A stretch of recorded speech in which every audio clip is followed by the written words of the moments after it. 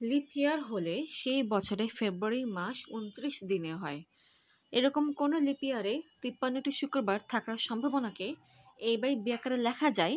a+b এর সর্বনিম্ন মান নির্ণয় করো। একটা লিপ ইয়ার, এখানে কিন্তু মোট ৩৬৬টা দিন থাকে, যার মধ্যে কি ৫২টা সপ্তাহ এবং ২টা দিন থাকে।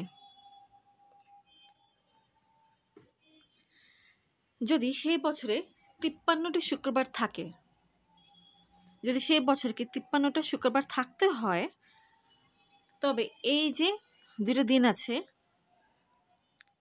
এই ২টা দিনের মধ্যে কিন্তু একটা দিনের মধ্যে শুক্রবার থাকতে হবে। কারণ এই যে ৫২টা সপ্তাহ আছে, একটা সপ্তাহে কিন্তু একটা শুক্রবার থাকবে, তার মানে ৫২টা সপ্তাহে ৫২টা শুক্রবার থাকবে। তার মানে এই যে ২টা দিন আছে, এই ২টা দিনের মধ্যে একটা দিন অবশ্যই কি শুক্রবার থাকতে হবে, তবে কি মোট ৫৩টা শুক্রবার হবে সেই বছরে। আচ্ছা, এখন এই যে ২টা দিন আছে, অতিরিক্ত ২টা দিন এটাকে বলতে পারি, এই ২টা দিন কি কি হতে পারে সেটা এখন দেখব। হতে পারে সোম মঙ্গল, হতে পারে মঙ্গল বুধ, হতে পারে বুধ বৃহস্পতি, হতে পারে বৃহস্পতি শুক্র, হতে পারে শুক্র শনি, হতে পারে শনি রবি, হতে পারে রবি সোম। খেয়াল করো, এখানে শুক্রবার পাওয়ার জন্য অতিরিক্ত ২টা দিন কি কি হতে হবে? হয় বৃহস্পতি শুক্র হতে হবে, নতুবা শুক্র শনি হতে হবে। তার মানে শুক্রবার পাওয়ার জন্য অনুকূল ক্ষেত্র কয়টা? ২টা।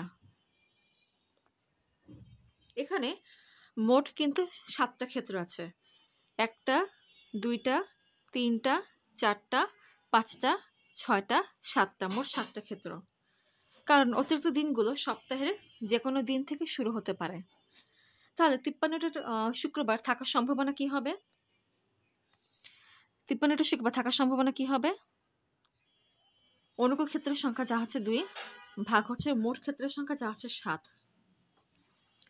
তার মানে ৫৩টা শুক্রবার থাকার সম্ভাবনা হচ্ছে 2/7। কোশ্চেনে বলেছে এই ৫৩টা শুক্রবার থাকার সম্ভাবনাকে a/b আকারে লেখা যায়। তার মানে 2/7 ইকুয়ালস টু কি a/b। খেয়াল করো, এটা কিন্তু পরস্পর সহমৌলিক। তার মানে a ক্ষেত্রে হচ্ছে 2 আর b ক্ষেত্রে হচ্ছে কি 7, এটা বলা যায়। তাহলে a + b কত হবে? 2 + 7 ইকুয়ালস টু 9। এটাই অ্যান্সার।